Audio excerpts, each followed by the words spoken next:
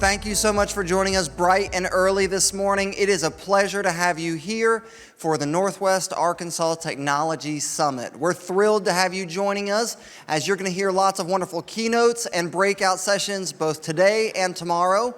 And starting us off both mornings is Breakfast with Basis Technologies. So I'm going to invite them to join us this morning on the stage, and we're going to hear from them during the breakfast hour. We are thrilled to be presenting this live via live stream to all of our other different venues, powered by Cox this morning. So let's give Basis Technologies a round of applause this morning as they join us here at Record North. Well, thanks for the introduction, Chris, and good morning to everyone.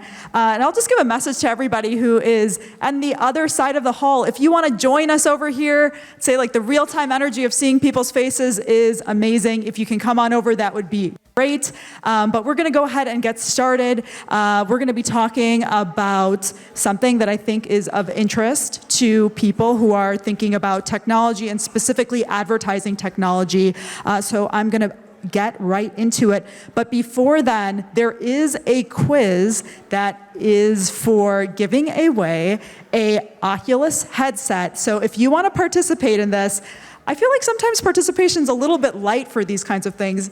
It's an Oculus headset. It's a great giveaway. So if you want to participate, that would be great. I will also say the questions are pretty easy as long as you're listening. Some of them, it's going to be a no duh. How is that even a question?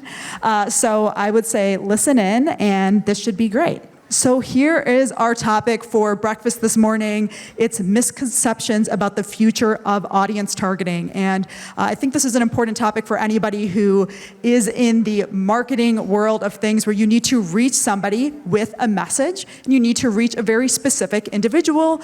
And a lot of people who are in the CPG space, retail space, any type of business space, you want to use the internet and eyeballs to reach an appropriate person. And a lot of things are happening in the world that are going to impede on that. So we're going to talk more about that right now. So a quick backstory on why I am talking about this and which company I work for. This is the only time I'm really talking about Basis, just to clarify why I am going to speak to audience targeting.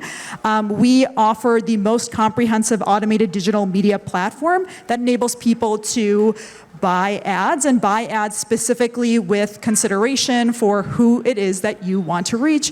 And this is just such a big business and opportunity for people who need to market anything. So yeah, just a little bit of backstory there. And a little bit about me in particular. I'm on a team called Media Innovations and Technology. And so why am I speaking about this on behalf of Basis? I focus in on just studying emerging trends and technologies, and to speak to them from the perspective of a larger industry narrative. So that's just a little bit about me. So as far as talking about this, I know I said this is a trending topic and it's my job to talk about trending things. Marketers right now are very focused on the future of technology and how we can target in the future, because audience targeting has been at the core of what makes digital marketing and digital advertising effective. And there's a lot of things going on. As you can see from some of these headlines over here, there's some key words you can pick up on, and they include tech, data, clean rooms, personalized ads. I think there's something in here about how post-cookie in a world without cookies, privacy nightmare. These are all trending topics that we're discussing as it relates to audience targeting. And a big part of this story has to do with cookies. And by cookies, we mean like the cookies that are on your web browser. When it comes to digital marketing, cookies are essentially what you need in many instances for precision targeting in the easiest way possible. So I think we've all heard about cookies. At least we have like a baseline understanding or a vague concept of what they are, but they are actually at risk. So anybody who's following any light tech news probably has heard a little bit about cookies, and the fact is that they are anticipated to go away. So a couple of things, not just about cookies, but a couple other things that are inhibiting our ability to reach audiences with precision. There's a couple things going on. So one of them is this loss of the third-party cookie. So the latest and greatest is that Google said that they're going to do away with cookies by the end of 2024. And for anyone who's been following that, they originally said they were going to do away with them in 2021, then 2022, then most recently 2023, and then this year they said they're pushing it back to 2024. But that's not the only thing that's at risk. There's a couple other things that are happening, including a reduction of other types of probabilistic IDs. If you think about it, a cookie is observing something that you've done when you are online, and then there is a probabilistic element to it, right? We're making an assumption about who you are based on a past behavior because you browsed some particular website. And there are other types of probabilistic IDs that do similarly. So those are also at risk from a privacy standpoint based on legislation. We'll talk more about legislation in a second. There's also the erosion of mobile identifiers. So every single person in this room, I'm guessing, has a mobile device. I don't know if anyone's going to admit to not having a smartphone right now because I think that person doesn't exist. But there are different types of advertising identifiers that enable us to reach people with that really precise message through audience targeting. And some of those types of opportunities are also being eroded. And then finally, there's just a growth in regulation. So I don't know if you all have heard of some of these acronyms, but GDPR, CCPA, CPRA, there's actually over 40 pieces of legislation in the United States that are focused on privacy and privacy protection as it relates to consumers. And a lot of that has to do with our browsing behaviors, but it also has to do with our data outside of that, where our information is being used without our full consideration. So what does this mean for people who want to target and market? I mean, for anybody who has a business, whether you have a billion-dollar business, like you're one of the Walmarts of the world, or you're even a mom and pop shop and you have a business where you just use Instagram to send messages to people and reach your customer. This is really the concern about the future of audience targeting. Brands and advertisers are paralyzed not by the lack of desire to solve for a digital identity, but for the lack of certainty that any solution will be viable by the time third-party cookies finally breathe their last breath. And that was said from the CEO of a tech consultancy. And I think it's a really good summation of what the fear is right now, that a lot of people know that we're losing this opportunity to leverage something like cookies, like other types of identifiers that we've long been reliant upon, and now we're not sure exactly what's coming next. So this is where we really get into the nitty-gritty as far as the quiz section of the presentation. And we're gonna go through a couple of myths, those misconceptions. And myth number one here about audience targeting is that cookies alone cause privacy issues. And I will say, for the most part, as I've been talking to you all, I've been talking about cookies and what's been happening with those. But they're not the only part of this larger data privacy conversation. But they definitely are at least at the center of it in terms of where people are having discussion. Again, they're not the core, but they are a big part of the conversation. And as you can see here, this is an actual screenshot of me looking up information on third-party cookies. You can see there's no shortage of search results in relation to this topic, but the challenge, going back to that quote from that CEO from a tech consultancy, is that a lot of people are talking about the issue, but it's not easy to find solutions on what to do next. So here a little bit more about what it's really about. Again, that myth is cookies cause privacy issues. It really has to do with data collection. So cookies are just a vehicle through which data is being collected, but it's not just about what you're collecting, it's how you're collecting it. Is it that you have the permission to collect that information? So right here, privacy issues occur from the data collection and the processing of that personal data, regardless of whether the organization that collects and processes that data is first or third or frankly second party. It doesn't matter what the party is, it's how you collect it. Do you collect it with permission? And what are you doing with it? And does the person or people that you're collecting it from, are they in the loop on that collection? And then that distinction just mentioned one more time. Cookies are cookies. It doesn't matter if it's first, second, or third party. And so just a quick lesson there for anyone who's less familiar with the specifics of first or third party.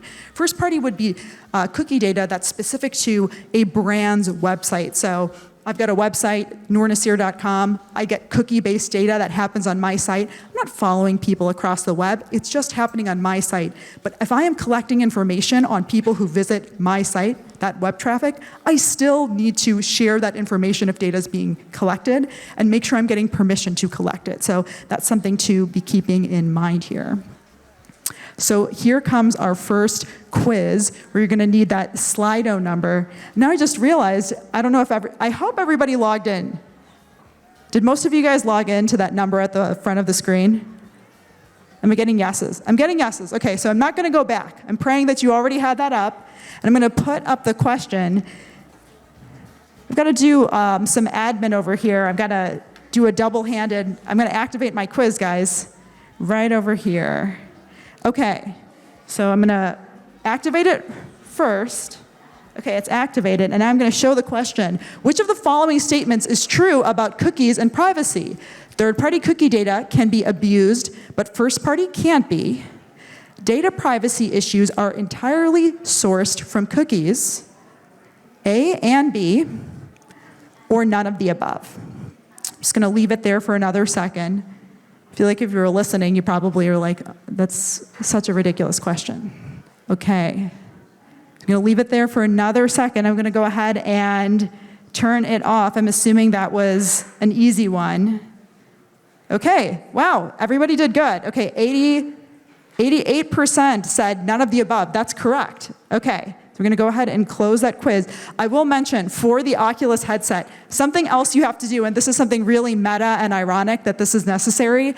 I'm not going to know who answered the questions unless there's up in the top, I think it's the right or left-hand corner, you can go in and put in your name and also your email address, which I will need in order to know who answered these quiz questions. So I'm asking for your permission to gather that data, which again is more so for the quiz, so that I know who to potentially give this Oculus headset to. So a quick mention, we need to know who you are. And we're going to go ahead and move on to our next question over here, or next myth rather, about audience targeting.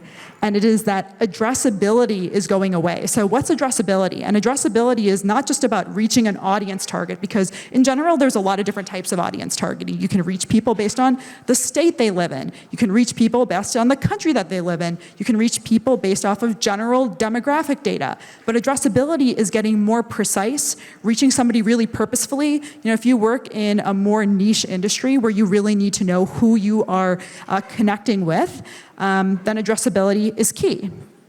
So let's talk about that a little bit more as far as if addressability is going away. And as far as it not going away, walled gardens are a big part of this. So for anyone who isn't familiar with what walled gardens are, there's really two pieces to the internet. There's the open internet, and then there's walled gardens. And what are those? These are a series of different examples of what they are. So big tech platforms that in many cases offer advertising opportunities like Google and Facebook, retail media networks like those made from Walmart, Roundel from Target, Kroger has a retail media network, and then publishers kind of cut off at the bottom like USA Today and Business Insider. They have their own insular environments where people can put in login information to purchase things or read things or whatever type of engagement those spaces have created. And those are walled gardens. And those are spaces where addressability is certainly going to continue to be available even when cookies are gone. And what you can do is that granular audience targeting relative to the audience that you have captured. You can also do frequency capping. So for anyone who doesn't know what frequency capping is, I'll use myself as an example. I'm doing this presentation today, and then I'm doing a presentation tomorrow. And I'm probably going to do the same presentation. So I'm going to try to reach a new audience with the same messaging to make sure that the message is resonating. So the frequency cap, in theory, if you attended twice, would be 2. But for advertising messaging, frequency capping is sharing, let's say, the same message 7 times to make sure it really resonates with somebody, they take an action, or they remember a brand's message. And then real-time optimization is when you're trying to make sure that when you are spending advertising dollars, that they are moving in the direction of the type of activity that you want. So you want people to remember a message. You want somebody to engage with a brand. You want somebody to convert and share information with you, or you want them to make a purchase. That's the type of optimization that can be enabled in these types of spaces. But an issue there is the following, which is that 66% of consumers' time is spent online. It is happening on the open internet. So in theory, I was talking about the open internet relative to these walled gardens. So maybe you would think 66% of advertising dollars are spent also on the open internet, but it's kind of the opposite. 37% is the amount marketers allocate to ad spend for the open internet. So basically it's the reverse. They're spending the vast majority of the dollars in walled gardens. And a big part of the reason for why that's the case, I would say, is because walled gardens is where we can get all those guaranteed activities. So we might be spending less time there, but we can get that more precise targeting. And that's why we're really looking to solve for these issues related to this loss of cookies that's going to be really affecting the open internet. And then one other point as far as addressability going away. I think there's 2 points here. There we go. Okay, so CRM, for anyone who is familiar with what CRM is, customer relationship management. So it's just a series of data points on individuals. Maybe it could be customers that you have information with, and people will onboard or link that to individuals who exist across the internet, and then that can be linked with different types of cross-device data so that you can have that improved and very specific targeting. So just mentioning the fact that this is also CRM data, you have to ask permission. It's different from third-party cookies, something that still exists out in the world that people are leveraging for advertising purposes. That is also going to be available in the future, even when cookies are eventually gone. So addressability will still be on the table.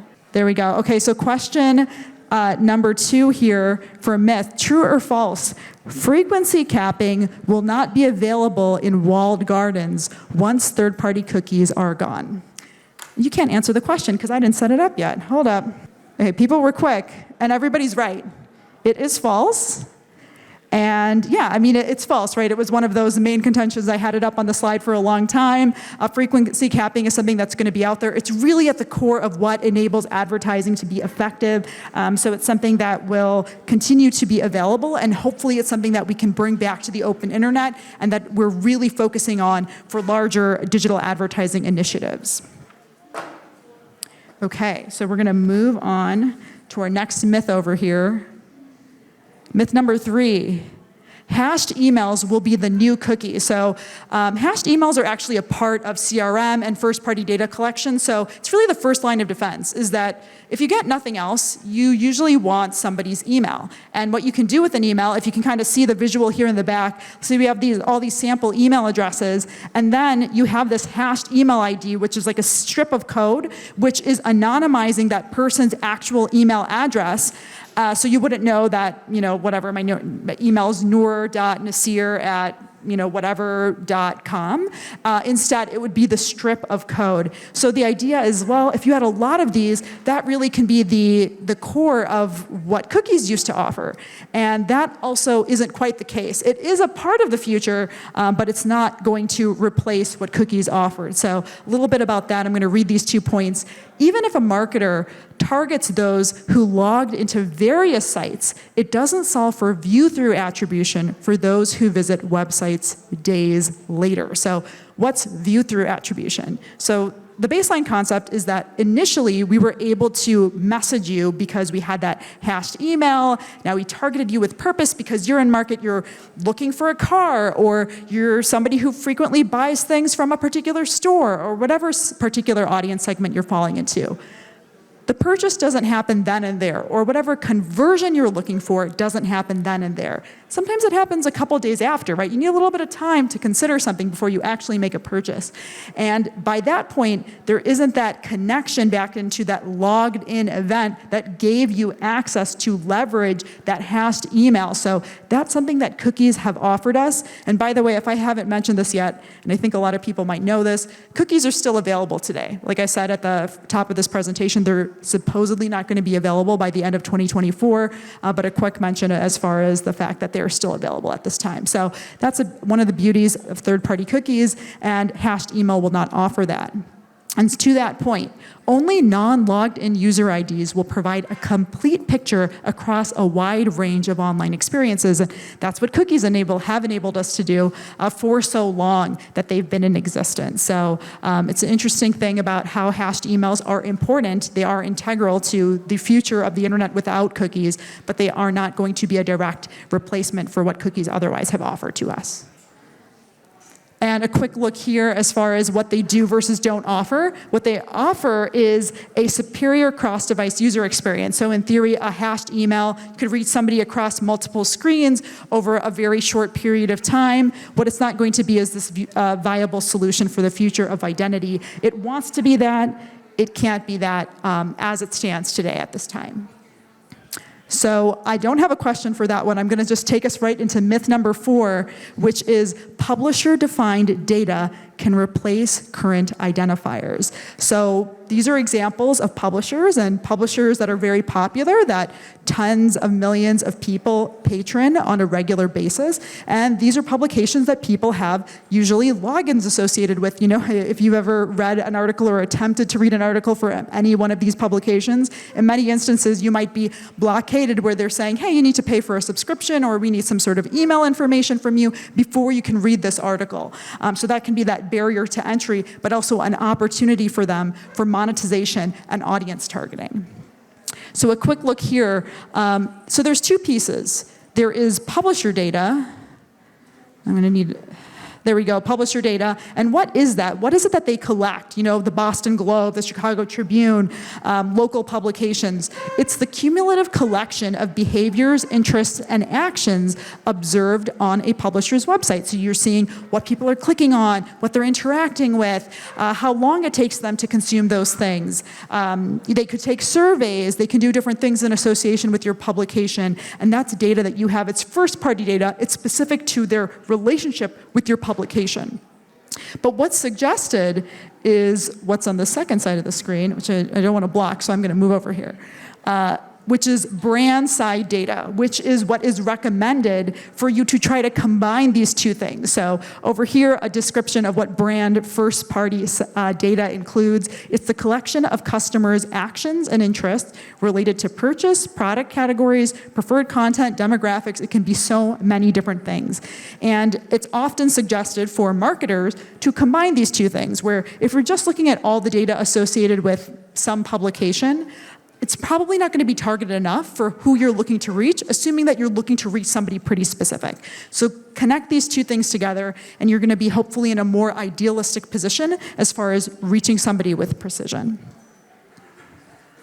And one other point as far as this myth of publisher-defined data will replace current identifiers, these 2 points.